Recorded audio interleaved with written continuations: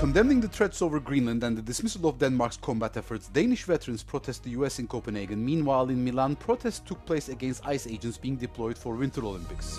Ukraine's power grid has suffered mass outages on Saturday after a technical malfunction. Residents are facing energy, heating and water outages. A powerful explosion struck the southern Iranian port city of Bandar Abbas, damaging an 8-story building. Unofficial reports suggest that an Iranian Navy commander may have been the target. Danish veterans and supporters held a silent protest outside the US Embassy in Copenhagen on Saturday. They condemned the Trump administration's threat to take over Greenland and its remarks dismissing Denmark's combat efforts. Veterans marched from Kastellet fortress to the embassy, planting 52 flags for Danish soldiers killed in Afghanistan and Iraq.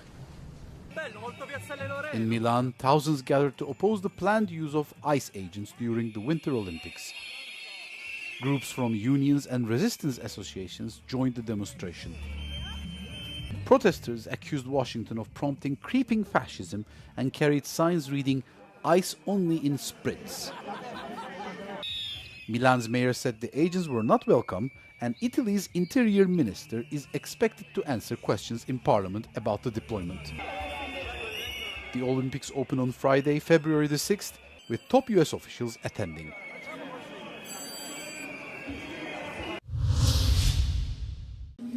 Ukraine's power grid has suffered mass outages on Saturday after a technical malfunction tripped key transmission lines. Energy Minister Denis Shimel said a 400 kilowatt line between Romania and Moldova failed, along with a 750 kilowatt line linking western and central Ukraine. The Ukrainian-Moldovan border is temporarily closed to vehicles and goods due to what is described as a failure of central databases on the part of Moldovan customs authorities. The Ukrainian Energy Ministry confirmed no cyber attack was involved. Energy provider DTEK reported emergency shutdowns in Kiev and surrounding areas amid freezing temperatures. Residents are facing energy, heating and water outages following the accident. President Volodymyr Zelensky said restoration work is underway to quickly stabilize the grid. A powerful explosion struck the southern Iranian port city of Bandar Abbas on Saturday, damaging an 8-story building and shattering windows across the structure.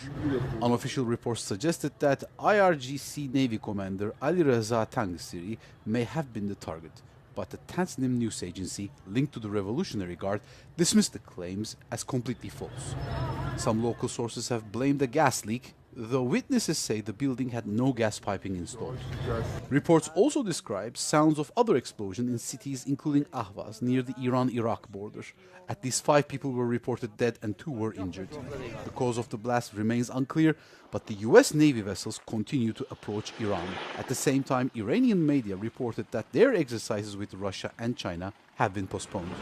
Videos circulating this afternoon showed a large plume of smoke near Parand, a new city near Tehran, but officials in Tehran province denied reports of military activity in Parand and Robat Karim, saying the smoke there came from burning dry vegetation along the Shaur River. Venezuela's acting president has announced a proposal for mass amnesty in the country in her latest significant reform since the U.S. toppling of Nicolas Maduro just weeks ago. In a speech at the Venezuelan Supreme Court on Friday, Delcy Rodriguez said she would propose a general amnesty law covering the entire period of political violence from 1999 to the present.